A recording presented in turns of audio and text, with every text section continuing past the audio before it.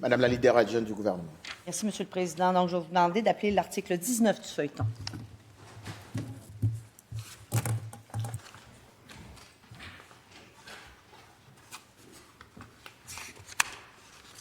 À l'article 19 du feuilleton, Monsieur le ministre de la Sécurité publique propose l'adoption du projet de loi numéro 13, loi visant à favoriser la sécurité et le sentiment de sécurité de la population et modifiant diverses dispositions. Je reconnais Monsieur le ministre de la Sécurité publique. Merci beaucoup, Foulandré. Merci.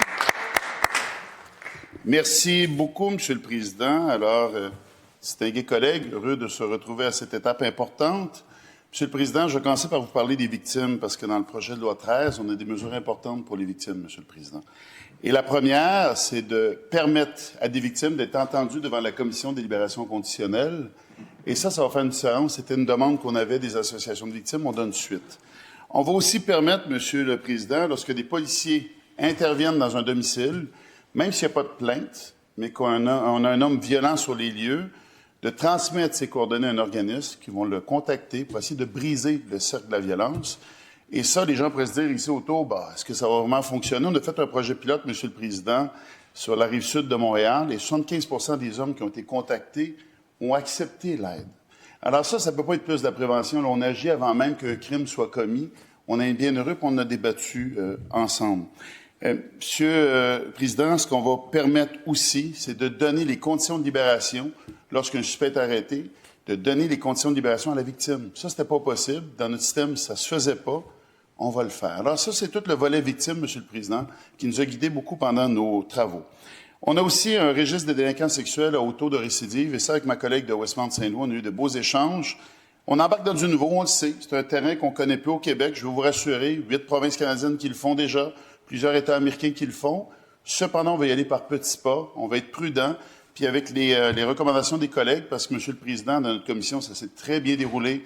On a réussi à travailler ensemble et à se poser la vraie question pour l'État québécois, ce qu'on voulait. Alors, on va y aller tranquillement à petits pas, Monsieur le Président. Pour les manifestations, on veut mieux les encadrer, mieux protéger les manifestants. Parce que oui, quand les gens vont manifester, ils veulent passer une opinion, ils veulent pas partir avec une blessure grave. Donc, d'aller sur une manifestation avec des feux d'artifice, avec des objets qui peuvent blesser, c'est non. Et on a aussi établi ensemble que de manifester devant la résidence personnelle d'un élu de cette salle ou d'un élu au Québec, ça aussi, c'est non, Monsieur le Président. C'est une limite qu'il ne faut pas franchir, puis on a réussi à en discuter, puis c'est ce qu'on vous présente aujourd'hui, Monsieur le Président. Moi, je trouve ça extrêmement important. Faire de la police autrement, ça veut dire aussi de se mutualiser, c'est-à-dire de permettre à des services policiers de partager des ressources. On va le permettre, Monsieur le Président. De permettre aussi à des corps de police autochtones de travailler ensemble. Et, Monsieur le Président, j'étais avec le chef de Ouachette-Macmillan-Terrand il y a quelques minutes, puis il me disait à quel point ils veulent travailler avec une communauté voisine, de s'allier, de mettre les forces ensemble. Alors, ils attendent notre projet de loi aujourd'hui. Je suis persuadé qu'on va y arriver. C'est important pour ces communautés-là. Ils en ont bien besoin. Au niveau plus technique, pour le Bureau de la sécurité privée, on a aussi permis que les membres du CA ne tombent pas à échéance en même temps. C'était technique, mais important. On a aussi fait en sorte que nos contrôleurs routiers, Monsieur le Président, ça fait des années qu'ils attendaient d'être armés, et là, ils vont être transférés au ministère de la Sécurité publique. Alors ça aussi, c'était attendu, et ça arrive. On a, Monsieur le Président, c'est vraiment l'opposition officielle qui a amené une série d'amendements au niveau de l'encadrement du monde de la boxe. Et je sais que pour mon collègue de Marquette, c'est un dossier important pour lui. Alors, on a reçu des amendements. C'était vraiment un omnibus, Monsieur le Président, parce que vous voyez qu'on s'en va dans toutes les directions, mais c'est un omnibus. Et avec les amendements, ça nous permet de mieux encadrer le monde de la boxe et s'assurer qu'il n'y aura pas d'autres gestes regrettables, c'est-à-dire des décès. En tous les cas, de mettre les mesures de prévention, ça aussi, on l'a fait. L'autre mesure phare pour moi, Monsieur le Président, puis ça va être ma dernière, c'est la lutte au crime organisé. Vous le savez, c'est une passion pour moi, j'en parle beaucoup, mais les citoyens nous en parlent, Monsieur le Président. L'intimidation, de vivre dans un monde où on se fait taxer comme commerçant, par exemple, bien ça, c'est inadmissible. Et comment le crime organisé fonctionne souvent, c'est de se présenter à 2, 3 personnes dans un commerce avec des patchs qui représentent un groupe criminalisé. Et en passant, Monsieur le Président, je ne sais pas si vous savez, mais quand on porte cette patch-là, c'est parce qu'on a commis un crime. Donc, on s'en veut dire à la population, j'ai commis un crime, et je vous réemplis le visage, je vais porter une patch, mais en plus, je vais vous intimider. Alors, pour nous, c'est non. Et ça va commencer. Et pourquoi je nous invite à adopter ce projet de loi aujourd'hui, Monsieur le Président, c'est que dans quelques semaines, quand la neige va fondre, le printemps va finalement arriver, Monsieur le Président, Et les motards criminalisés vont faire ce qu'ils appellent leur first run. Pour eux, c'est le premier geste fort pour entrer dans les communautés, pour les extorquer, pour les intimider, pour venir démontrer que c'est leur territoire. Et ça, M. le Président, je veux m'assurer que les policiers auront les bons outils pour leur dire ça, c'est assez.